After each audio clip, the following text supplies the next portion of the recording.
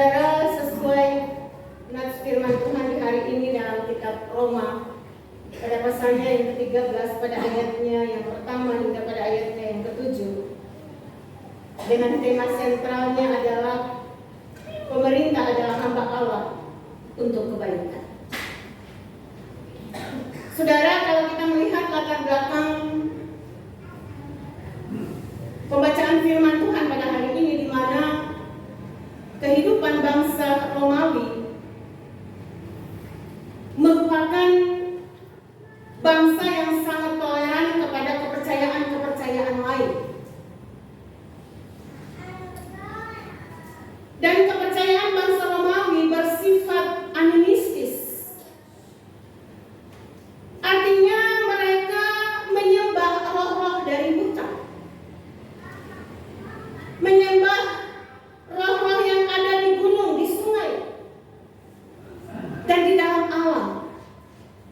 Sekalipun mereka memiliki kepercayaan sendiri, Kekaisaran Romawi memiliki ideologi atau gagasan pemikiran yang membuat mereka bisa hidup berdampingan dengan agama yang lain. Mereka bukan sekedar toleransi, tetapi mereka juga mengadopsi dewa atau dewi agama lain menjadi tambahan dewa atau dewi mereka. Bahkan saudara, kaisar pun menjadi objek penyembahan mereka. Nah, saudara-saudara, dalam kondisi inilah yang mempersulit kehidupan umat Kristen dan Yahudi yang hanya mau menyembah satu Allah saja. Kehadiran dewa-dewi yang begitu banyak sudah merupakan ancaman bagi orang-orang Yahudi, ditambah dengan kewajiban untuk menyembah kaisar pada saat itu. Nah, saudara, Kaisar Nero melihat orang Kristen sebagai bahaya besar bagi kelangsungan kekaisaran Romawi, karena jumlah mereka yang semakin hari semakin bertambah, semakin besar, dan persembahan kurban yang semakin hari semakin sedikit. Nero melihat apabila orang Kristen tetap diberi kebebasan dalam beribadah, maka akan semakin banyak pengikut mereka. Maka Kaisar Nero menerapkan sikap permusuhan terhadap orang Kristen. Ia merestui penganiayaan terhadap orang-orang Kristen, dan orang Kristen dianiaya dengan sangat ngeri. Mereka dibunuh, bahkan dibakar hidup-hidup. Nah, saudara-saudara, ini menjadi latar belakang adanya pemberontakan dari kaum Zelot. Mereka yakin bahwa tidak ada raja bagi orang-orang Yahudi kecuali Allah, dan upeti tidak dibayarkan kepada siapapun kecuali kepada Allah. Mereka yakin bahwa Allah tidak akan menolong mereka kecuali mereka memulai tindakan kekerasan untuk menolong diri mereka sendiri. Nah, saudara-saudara yang diberkati Tuhan, tujuan mereka ialah untuk meniadakan pemerintahan sipil. Mereka tidak hanya melakukan teror terhadap pemerintah Romawi, tapi mereka juga menghancurkan rumah-rumah dan membakar tanaman dan membunuh sesama Yahudi yang membayar upeti kepada pemerintah Romawi. Nah, saudara-saudara, Paulus menuliskan perikop ini untuk memisahkan kekristenan dari pemberontakan Yudaisme, dan untuk menjelaskan bahwa kekristenan dan kewarganegaraan yang baik bisa bersahabat dan berjalan bersama dengan pemerintah. Saudara-saudara, dari perikop firman Tuhan hari ini di dalam kitab Roma pasalnya yang ke-13 pada ayat yang pertama hingga ayatnya yang ke-7, ada 3 kebenaran yang diajarkan yang akan kita pelajari bersama pada hari ini. Yang pertama, saudara, kebenaran yang pertama bahwa kekuasaan adalah anugerah Allah. Saudara, kita lihat pada ayatnya yang pertama, tiap-tiap orang harus takluk kepada pemerintah yang di atasnya, sebab tidak ada pemerintah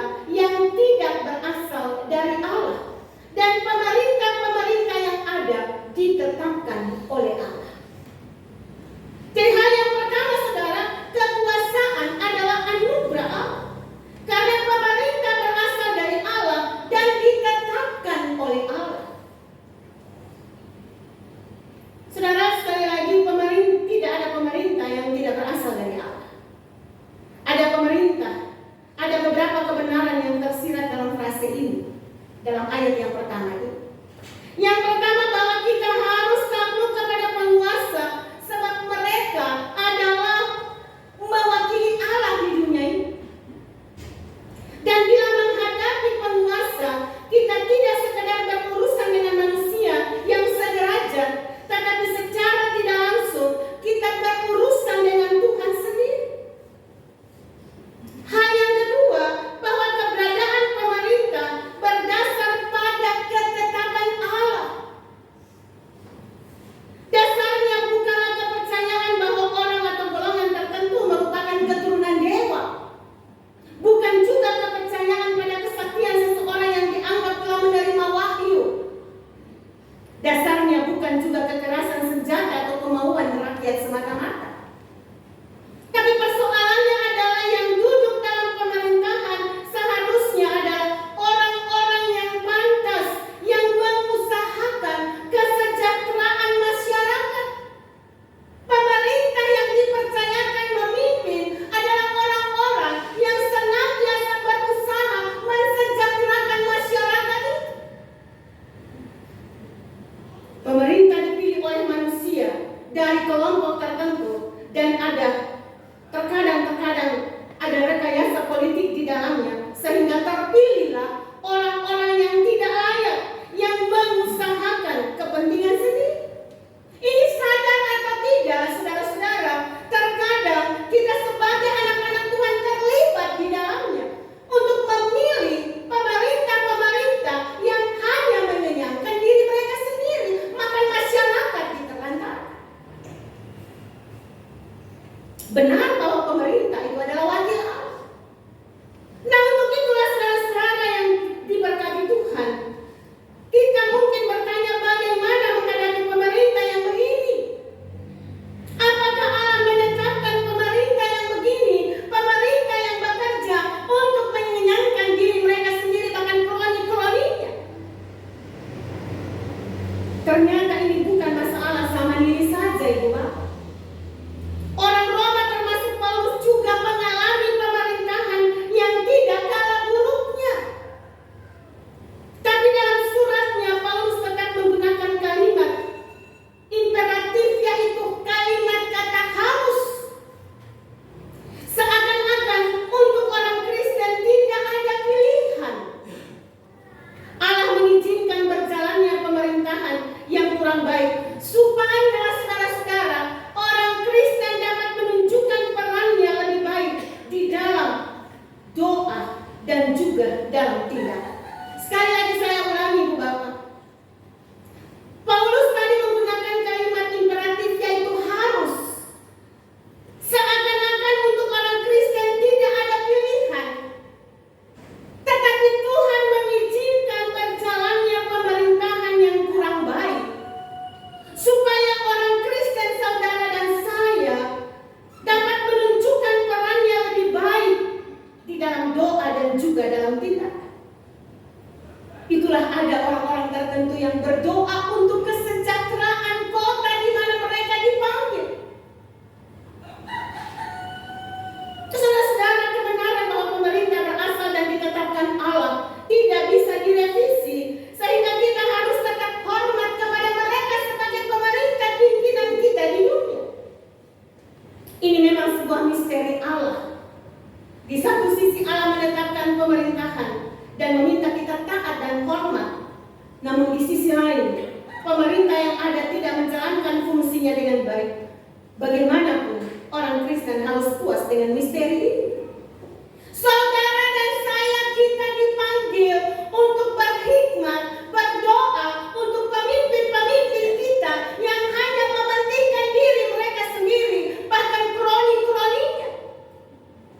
Kita dipanggil untuk berdoa sebagai anak-anak Tuhan, sehingga pemerintah-pemerintah kita diberikan hikmat untuk memimpin bangsa dan negara kita di dalam takut akan Tuhan. Ini tanggung jawab saudara dan saya, berdoa untuk kota, secara pribadi bergereja dalam satu persekutuan. Dan bagaimana tindakan saudara dan saya dalam masyarakat, dalam lingkaran pemerintahan itu untuk senantiasa bekerja dengan jujur dan takut akan Tuhan. Saudara, pemerintah adalah hamba Allah. Dalam ayatnya yang keempat, karena pemerintah adalah hamba Allah untuk kebaikanmu. Tetapi jika engkau berbuat jahat, takutlah akan Dia, karena tidak percuma pemerintah menyandang pedang. Pemerintah adalah hamba Allah untuk membalaskan murka Allah atas mereka yang berbuat jahat. Saudara, pemerintah adalah hamba Allah. Kata hamba dipakai di sini dalam bahasa aslinya adalah diakonos.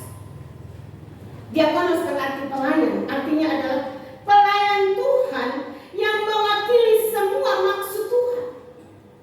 Jadi pemerintah dipercayai masyarakat Romawi sebagai utusan Tuhan untuk memimpin, untuk mengatur semua hal yang berkaitan dengan pemerintah. Nah, saudara-saudara yang diberkati Tuhan, orang Kristen, saudara dan saya harus tunduk kepada pemerintah, karena pemerintah adalah hamba Allah. Karena pemerintah adalah hamba Allah, maka dia harus menjalankan roda pemerintahan sesuai dengan keinginan Allah, bukan melalui keinginan pribadi untuk memenuhi ambisi tertentu. Saudara, istilah ini bertentangan dengan pandangan orang Yunani dan Romawi tentang negara. Kaum abdi negara memang hamba, tetapi negara sendiri tidak berhamba kepada siapapun juga. Negara merupakan penguasa tertinggi yang menuntut loyalitas, menuntut kesetiaan mutlak dari rakyat. Nah, pada zaman Paulus tuntutan ini sudah mulai berwujud dalam kultur kaisar, persembahan kurban kepada negara, kepada kaisar secara khusus. Nah, disinilah saudara-saudara, Paulus tidak langsung mempersoalkan loyalitas kepada negara, bahkan dia menyuruh orang Kristen taat kepada negara, taat kepada pimpinan. Namun ketaatan itu, saudara, ditempatkannya dalam kerangka yang sama sekali baru dengan menyebut pemerintah adalah sebagai hamba Allah. Saudara-saudara yang diberkati Tuhan, kebenaran ini sekaligus menjadi batasan untuk pemerintah, bahwa di dalam semua kebijakannya mereka harus bisa mewakili Tuhan yang mengatur segala sesuatu untuk kebaikan warga. Kebenaran ini juga sebagai batasan bagi orang Kristen. Jika pemerintah mengambil kebijakan yang melawan Tuhan, maka kita harus sadar bahwa kita harus tetap lebih patuh kepada Allah, sebab pemerintah adalah hamba Allah. Rasul Petrus pun memberikan suatu pengecualian pada suatu keadaan tertentu, bahwa warga negara juga dapat tidak mentaati penguasa jikalau penguasa itu menuntut sesuatu yang menjadi milik Allah. Kata-kata Petrus sendiri dihadapkan sang Oh my God. Kenyataan tersebut, saudara bisa baca itu dalam Kisah Para Rasul pada pasalnya yang keempat, pada ayatnya yang ke-19. Pada saat itu Petrus mengatakan, silahkan kamu putuskan sendiri manakah yang benar di hadapan Allah, taat kepada kamu atau taat kepada Allah. Dan Petrus memilih untuk tetap taat kepada Allah. Nah, saudara-saudara, poin yang pertama ini mengajak saudara dan saya untuk semakin bijaksana dalam menjalani kehidupan. Apakah saudara sebagai pemimpin di tengah-tengah kepemerintahan yang Allah percayakan kepada saudara, apapun jabatanmu, bekerja dengan jujur dan takut akan Tuhan. Jangan berkompromi dengan dunia untuk melakukan hal-hal yang mendatangkan murka Allah, tetapi lakukanlah hal-hal yang baik, sehingga kepemimpinanmu semakin dipakai oleh Allah secara luar biasa. Hal yang kedua, ketundukan terhadap pemerintah adalah kewajiban.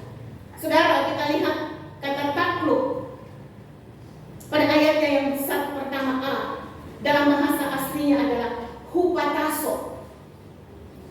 Kata ini muncul 30 kali dalam kitab Perjanjian Baru, yang artinya menempatkan diri di bawah. Kata hupataso muncul dalam Perjanjian Baru merupakan sikap yang harus diambil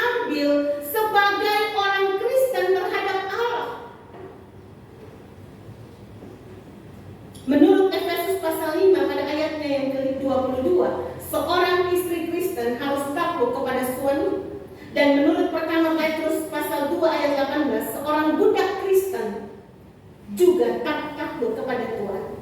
Ini menyatakan bahwa sebagai jemaat kita takluk dan kita merendahkan diri seorang kepada yang lain. Menurut pola dunia, orang takluk kepada penguasa, saudara, atau kepada orang lain disebabkan karena takut atau karena mengharapkan sesuatu. Seorang yang berkuasa tidak akan takluk pada orang lain yang kelihatannya levelnya di bawah. Tetapi firman Tuhan meminta orang Kristen, saudara dan saya, takluk karena alasan lain, yaitu karena firman Tuhan menghendaki.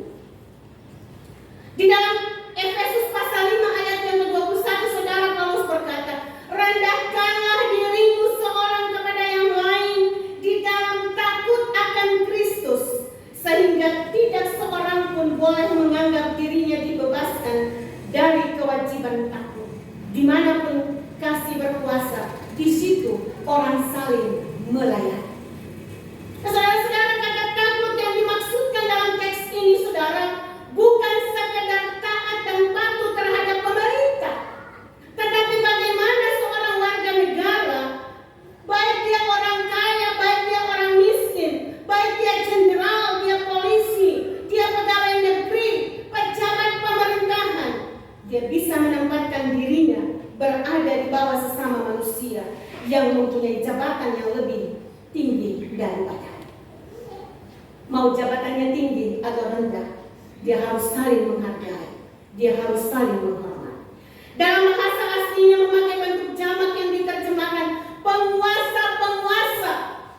Dengan demikian nasihat ini menjadi lebih konkret bahwa yang dimaksud bukan sekadar pemerintah, tetapi juga orang yang berwenang sebagai para pejabat sipil, petugas kepolisian dan lain-lain yang berada di sekitar kita. Kita harus menghargai dan menghormati mereka. Kita harus takut kepada mereka. Selanjutnya, saudara, kita lihat pada ayatnya yang ke-7. Bayarlah kepada semua orang apa yang berhak menerima. Orang yang berhak menerima pajak, cukai kepada orang yang berhak menerima cukai. Rasa takut kepada orang yang berhak menerima, dan rasa hormat kepada orang yang berhak menerima hormat. Saudara, ayat yang ke-7 memberikan penegasan akan hal ini. Bayarlah kepada semua orang apa yang harus kamu bayar.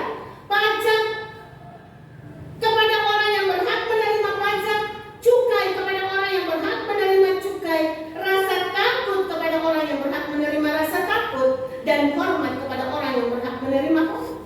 Ini saudara-saudara yang diberkati Tuhan, ketundukan kepada pemerintahan tidak hanya diberikan dengan sikap hormat saja, tetapi dengan tindakan yang real, yaitu dengan membayar pajak. Untuk melakukan pembayaran pajak ini dibutuhkan sebuah kerendahan hati dari seluruh warga negara Roma untuk mengakui bahwa ini adalah ketetapan yang berasal dari Allah. Pada zaman Paulus, pajak merupakan iuran yang wajib dibayar oleh rakyat sebagai sumbangan kepada negara. Ada banyak macam pajak menurut apa yang didasari pemungutan iuran, seperti pajak tanah, iuran tanah, pemungutan iuran kekayaan, pembangunan, dan berbagai macam jenis-jenis pajak yang harus dibayar. Nah, Paulus mengatakan bahwa orang Kristen wajib membayar pajak sebagai pengakuan bahwa ungkapan mulai pada ayat yang ke-3 hingga ayatnya yang ke-4 bukan omong kosong belaka. Ayat yang ke-3, sebab jika seorang berbuat baik, ia tidak usah takut kepada pemerintah. Hanya jika ia berbuat jahat, maukah kamu hidup tanpa takut terhadap pemerintah? Perbuatlah apa yang baik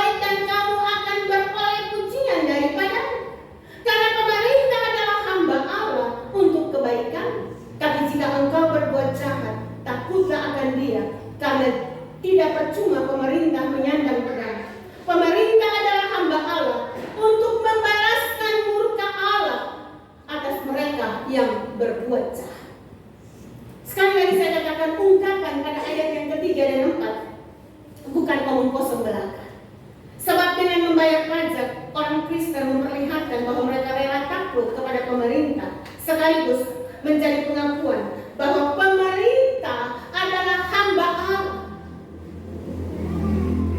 Hal yang terakhir dan yang ketiga adalah taat pada pemerintah adalah hal yang serius dan butuh kasih di dalam. Saudara, orang tidak tunduk kepada pemerintah dianggap melawan ketetapan Allah, dan konsekuensinya berat, yaitu akan mendatangkan hukuman atas diri. Hukuman itu juga merupakan hukuman Allah. Ia akan mempertahankan ketetapannya dan menghukum mereka yang melanggar ketetapannya. Saudara-saudara, peringatan dalam ayat kedua dalam pembacaan kita, tidak ada yang dapat kita lakukan selain kita harus tunduk dan taat kepada pemerintah.